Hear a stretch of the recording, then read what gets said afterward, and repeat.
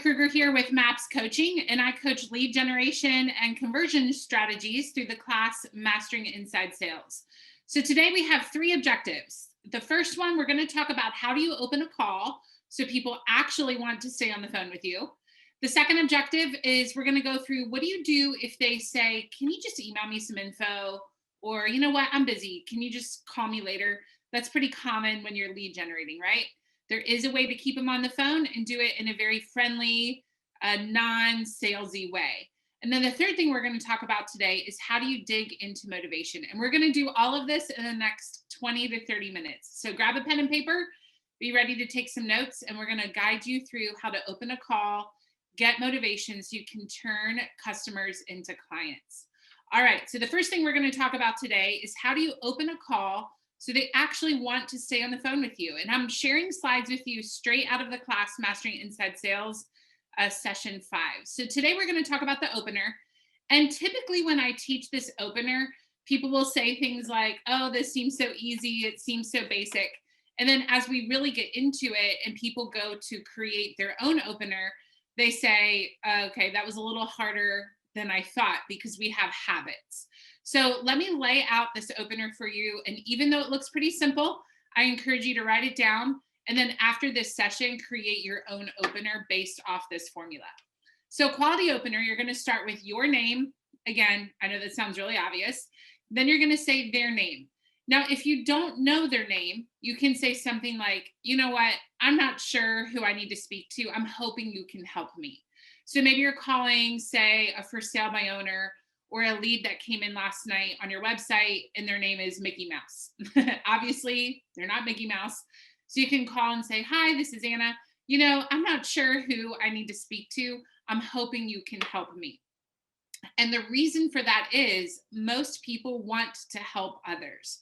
So when you directly say, hey, I'm hoping you can help me, that does change the tune of the call.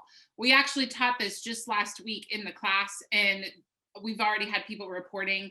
I've had more people stay on the phone and they're more warm to me when I'm making these calls. So you're going to say your name, their name. Now here's the big trick. Instead of saying, how are you? And if we were live in class, I would say, raise your hand. How many of you do that? And a lot of us would raise our hand. We're going to replace that with the sentence, thank you for taking my call. And you can say that however you want. Thanks for taking my call. I appreciate you taking my call. But we want to make sure that we express gratitude. Part of that is it's a high form of communication. It builds a lot of rapport, but also it makes it really difficult for people to hang up on you. You'll still have people hang up on you. We're looking to decrease the amount of people that hang up on you. So when you say, thank you so much for taking my call, that already is going to put you in a higher position to continue this phone call. So again, your name, their name, thank you for taking my call. By the way, I want you to just think for a minute, you know, why do we say, how are you? And a lot of times we say, how are you? Because we want to build rapport. We want to help them feel heard, you know, what's going on, like we care. And so the thing is, we are going to ask them a question, but it's going to be a meaningful one in just a moment. So when we say, how are you? A lot of people just respond with good, how are you? Or you get the person who is waiting to complain, and now you get all of their complaints of the day. So it's going to be your name, their name. Thanks for taking my call.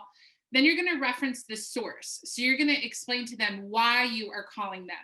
For this reason, this opener can work for any lead source that you have.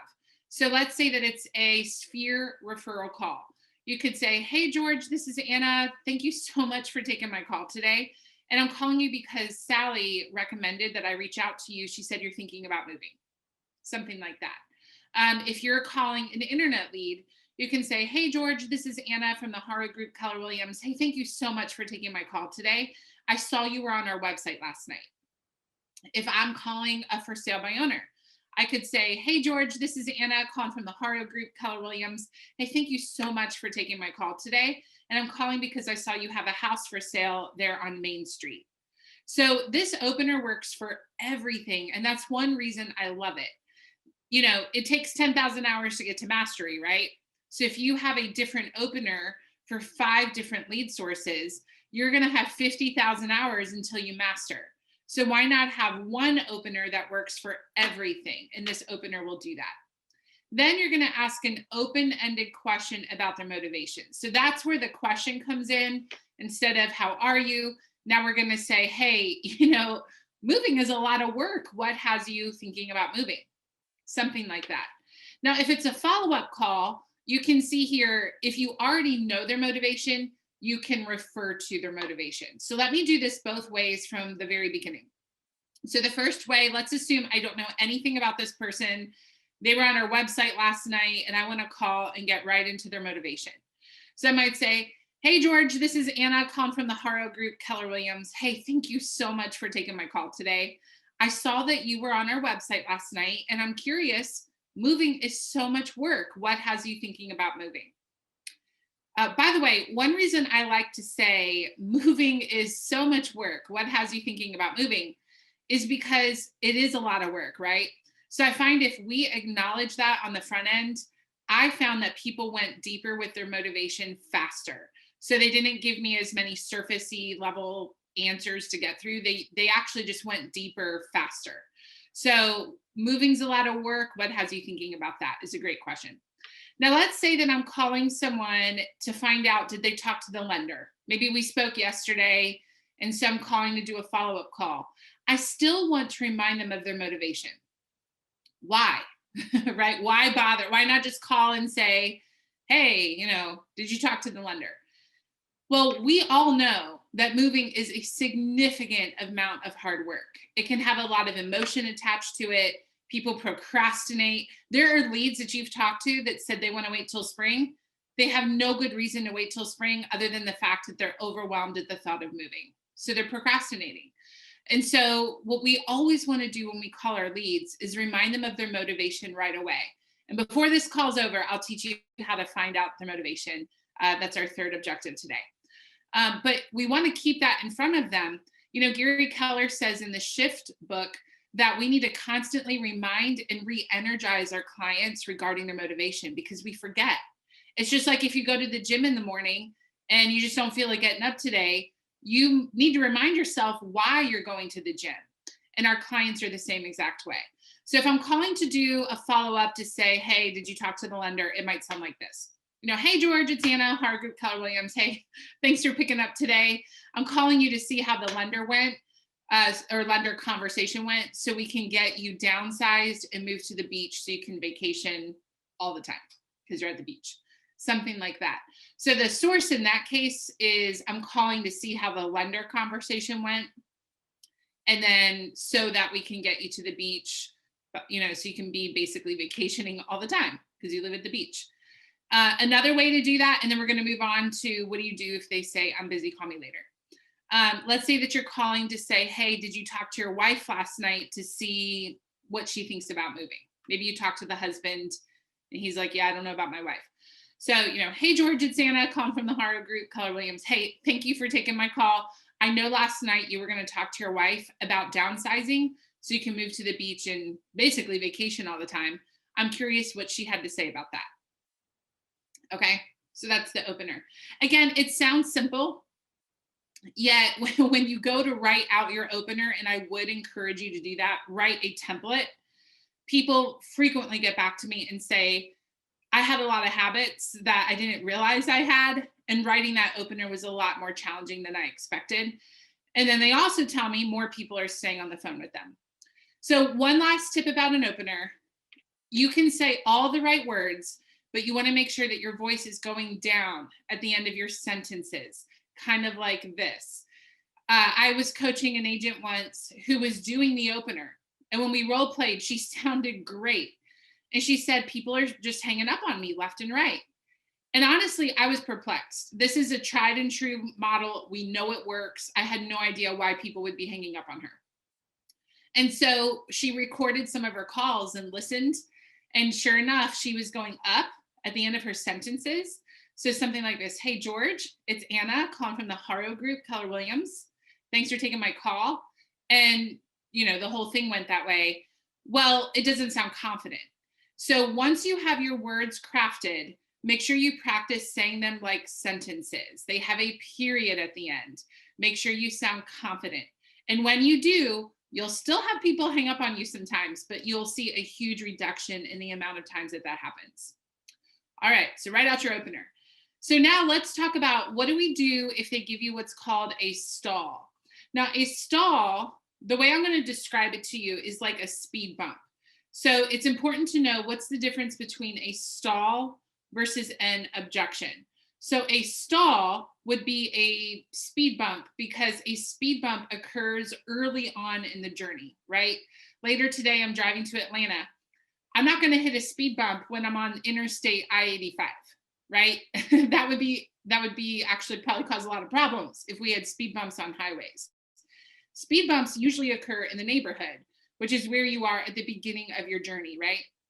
The reason I define it this way is a stall is going to sound like one of three things. They're either going to say, I'm busy, call me later, which could sound also like I'm in a meeting or it's not a good time. Any of those would be considered a stall. So I'm busy, call me later, email me, something like that. Or they might say an objection, which would be more like, I don't know if I can get a loan, right? So think of it this way. A speed bump happens early in the journey. A stall occurs in the first 30 seconds of a phone call. And it sounds pretty much like, I'm busy, call me later, or hey, can you just email me? If you hear those in the first 30 seconds of a call, it is not an objection. It's a stall where they are trying to brush you off the phone. Basically, they picked up the phone and internally the dialogue could be, oh, I didn't realize it was this person. And so they're trying to get you off the phone. And it's not actually a problem to be solved. An objection is more like the bridge is out and we actually have a problem to work around, right? I don't think I have enough money for down payment. Or, my wife is not interested in moving, even though I really want to move, something like that. So that would be more of an objection. So just to define those real quick. So a stall, again, occurs in the first 30 seconds. And think of it like a speed bump, whereas an objection occurs really anywhere in the conversation, and it is an actual problem to be solved. The three types of stalls are, it's a bad time, I can't talk, or again, any version of that. Call me later, I'm in a meeting. And here's the thing, guys, and this is really a mindset more than just a language pattern. If someone picked up the phone, we can reasonably assume it is a good time to talk. You might get the random person who they had a CAT scan yesterday and they're waiting to see what their doctor has to say. But overwhelmingly, we can assume if someone has picked up the phone, it is a good time to talk. So we don't need to ask them if it's a good time to talk. And if they tell us it's a bad time to talk, what is likely happening is they just want to get us off the phone. They probably have time. So we're going to learn a way to engage them so they want to stay on the phone and we're not being some obnoxious salesperson, right? They actually want to talk to us. Again, email me. Now, if you've been in a conversation for a while and at the end of it, they say, hey, could you email me some information? That would be different. But if we are, again, in the first 30 seconds of the call and they pick up and they're like, oh, can you just email me some information? What you're going to learn really fast is if you ask them, well, what kind of information would you like? They're like, maybe some information about the school district. And you can tell they're actually not looking for any particular information. They are just trying to get you off the phone. So again, that's very specific to the first 30 seconds. The third type of stall is I'm no longer interested. Now for this one, consider the lead source. If they came in last night through the internet, something interested them enough to submit their information that you actually just contacted them, right? So they were motivated enough to learn something that they submitted information with a phone and email address.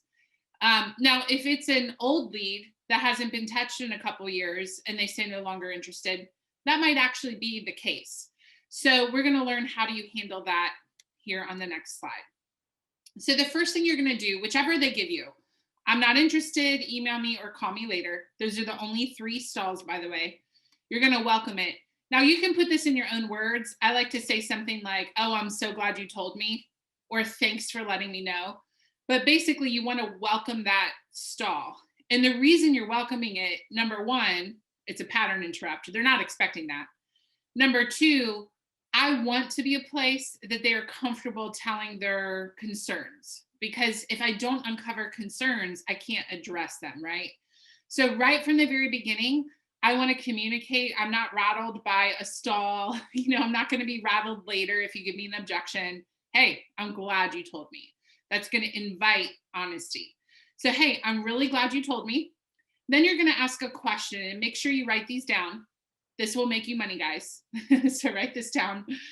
The question, if they say it's a bad time, I can't talk, you could simply just say, when is better?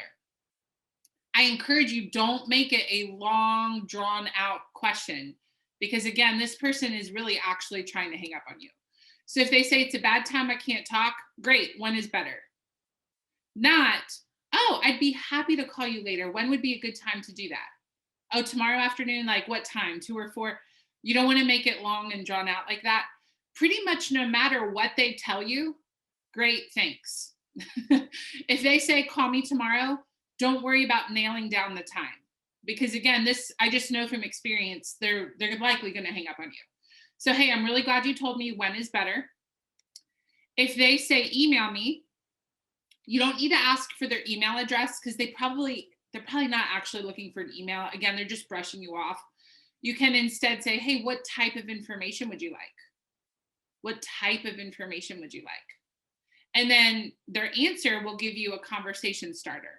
So maybe they say, I don't know, maybe information in the Taylor's school district.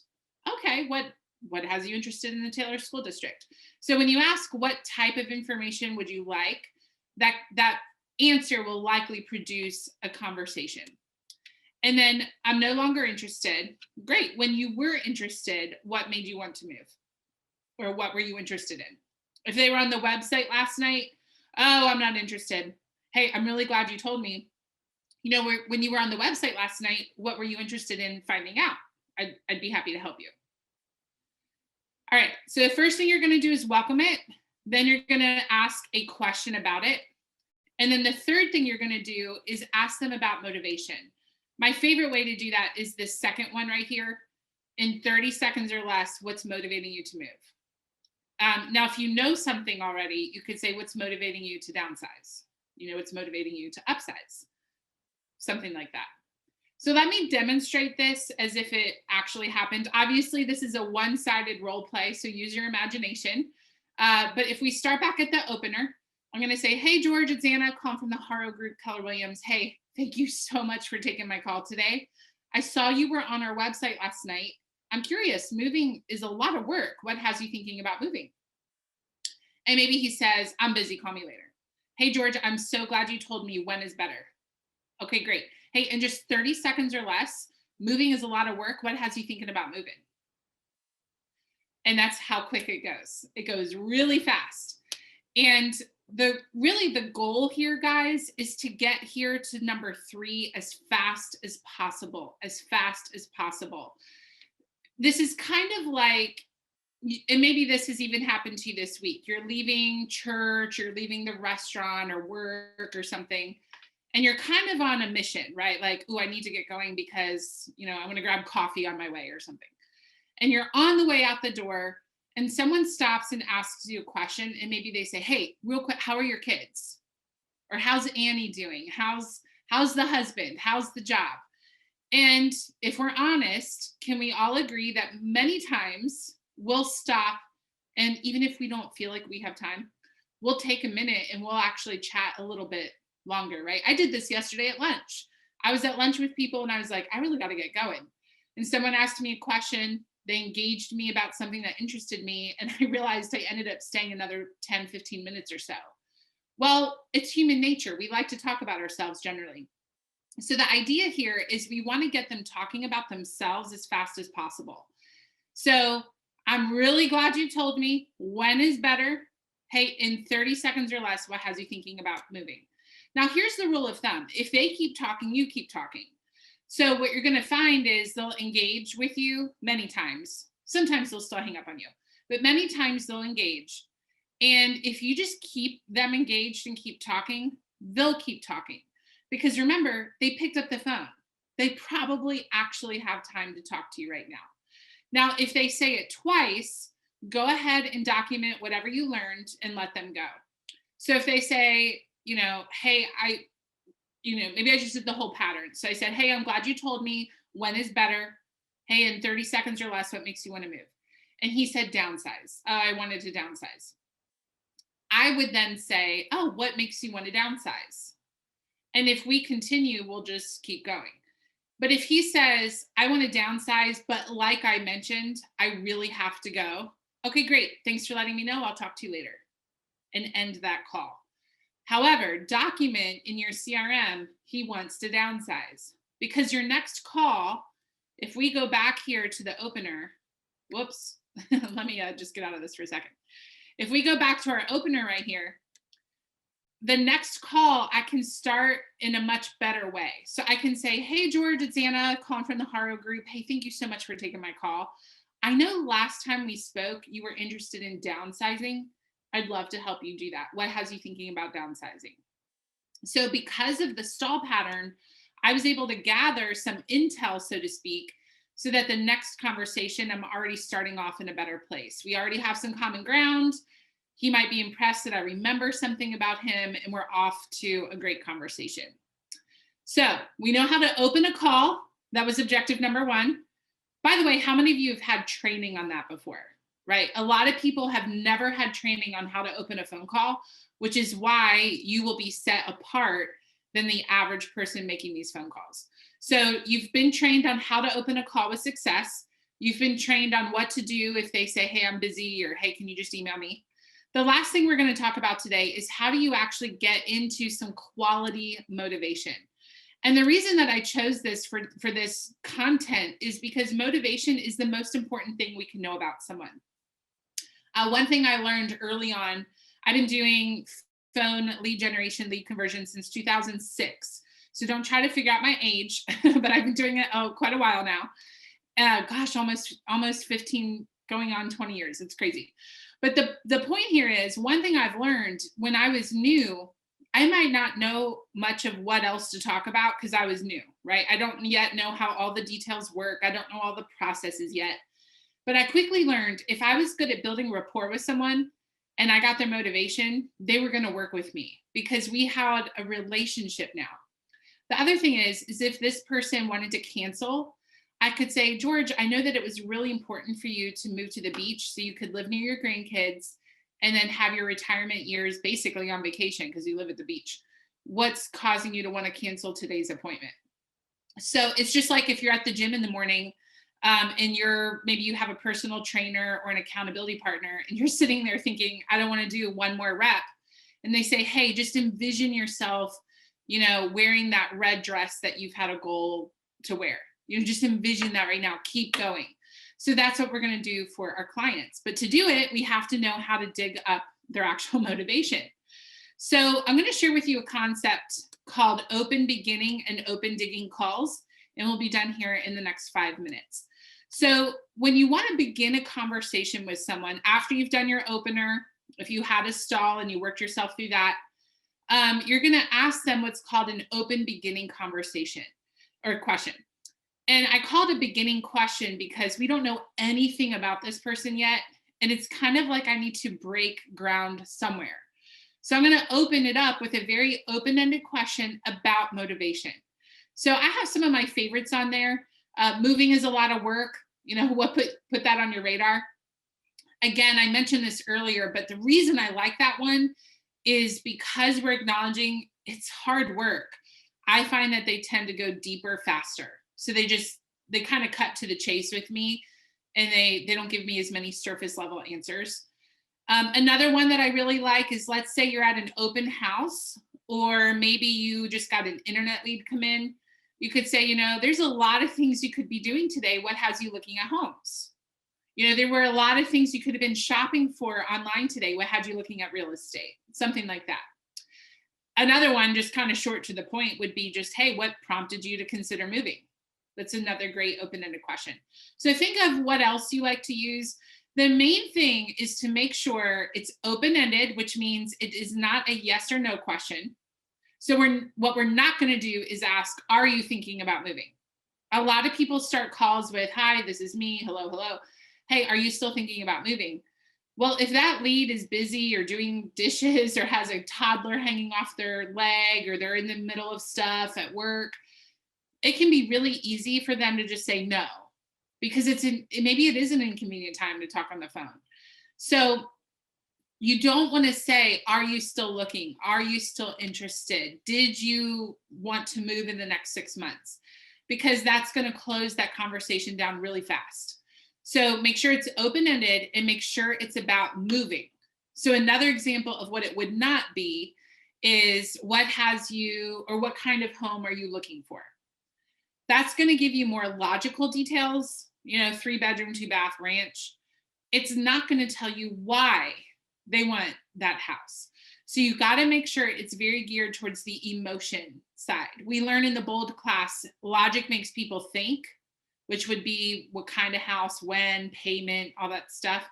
That gets people thinking. But what actually gets people moving is emotion. So the bold law, logic makes people think, but emotion makes people act. So motivation is the emotional part. So you're going to start off that opener with, "Hey, it's Anna. Hi, George. Thank you so much for taking my call. You were on our website last night." And then we go right into one of these. Moving is a lot of work. What put that on your radar? Now, once they answer you, you're going to do what I call a digging question. Now, a digging question is simply take a word they just said and put it into a question. That'll help you stay on track. I used to think I was really good at asking questions, and then I listened to a recorded call and I realized my questions were jumping all over the place. So, for example, maybe I said, "What makes you want to move?" "Oh, that's great. Tell me about your kids." "Oh, that's so cool. How long have you guys been married?" "Nice. Okay. So, yeah, tell me more about your family." "Okay. And so, what part of town do you want to be in?" And really, I was asking a lot of questions. So that was good, but I was just all over the place. I was creating chaos is what I was doing. So I learned that if I used a word they just said in the very next question I asked, it's going to help me stay in that lane and not dive off into side conversations. So if they said, "I want to downsize," then I could say, "How will downsizing impact you? How will downsizing impact you?" And maybe they say, "Well, we want to have a smaller payment." "Okay, what will a smaller payment mean for you and your family?" I learned I had to write what they were saying as I went. In the class Mastering Inside Sales, we actually spend a whole hour just on this because it is so key. But the quick version, just make sure you write as they're talking so that you remember what they just said for your questions. So how will downsizing impact you? What will a smaller home or smaller payment mean for you and your family? Maybe they say we'll have more disposable income. Okay, describe for me what about having more disposable income is important to you. And maybe they'll say we'll go on vacations or whatever. So the idea here is you dig, and you don't have to use every question here on the screen. I wanted to make it easy for you, though, to have some questions to pull from. So when I was learning this, I was not good. By the way, I was really bad at this. On the wall, so I'm looking at you right now, the computer screen. Right beside that, I had a list of questions hanging on the wall. So that if I'm on the phone and I'm like, I don't really know what to say, I could just glance at the wall and pull a question real quick. And it's honestly really simple, but I find it's not easy to do. You got to really practice this. It took me about 6 months to feel like I was really getting it down. So just for example, I'm going to use the word downsizing in every question, so you'll see how it works. How will downsizing impact you? What will downsizing mean for you and your family? Describe for me what about downsizing is important to you. What happens if you don't downsize? And then tell me more about downsizing. Okay. All of those are things that you can say that will help this conversation go deeper. What you're going to find, a couple of things, is by you taking the time to have these conversations with people, a lot of realtors don't do that. So it's already going to set you apart from everyone else, but also it's going to give you a way to help that client. So again, if they say, "Oh, you know what, I need to cancel my appointment tomorrow," you can remind them why they made the appointment in the first place. Hey, I know you said you really wanted to downsize so you could have more disposable income for you and your family. What's making you want to not show up today or cancel the appointment today? I'd love to help you. So it gives you a way to help keep that client engaged. All right. So today we talked about how to open a call with success. What do you do if they happen to throw a stall your direction? Again, the 3 stalls are: I'm busy, email me, or I'm not interested. And then we talked about the ways to dig deeper into motivation. There are a lot of excellent classes within MAPS to learn how to be better with your clients.